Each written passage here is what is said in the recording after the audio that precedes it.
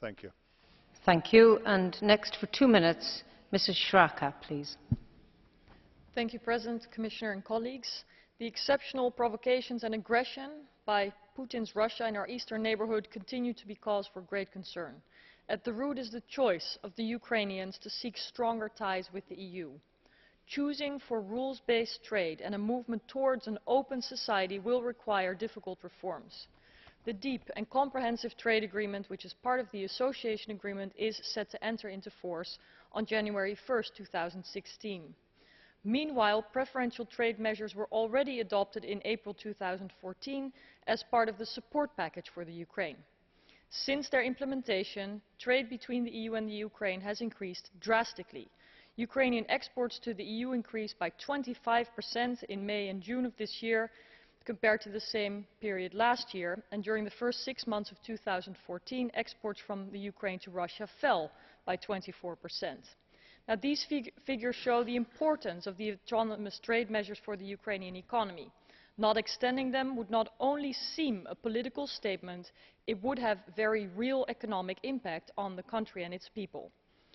Given the economic asymmetry between the EU and the Ukraine, the increase in exports from the Ukraine is economically important for the country, but it has relatively little effect on us in the EU. In principle, the autonomous trade measures do not allow illegal products onto the European market. All products must conform to EU standards, but the increase in trade may make it harder to control them. But they should not lead to products coming onto the European market which would otherwise be illegal and which could harm European producers. The regulation before us prolongs the autonomous trade measures and amends the existing regulation to make access by Ukraine to the preferential conditions make it conditional on the respect for democratic principles, human rights and fundamental freedoms, as well as respect for the rule of law. This is also mentioned in the association agreement. It is now important that these conditions are met and that the time frame is kept. Exceptional circumstances call for exceptional measures, but the goal remains to see a structural solution. Thank you. Thank you. And next for 1 minute, Mr. Schulz, please.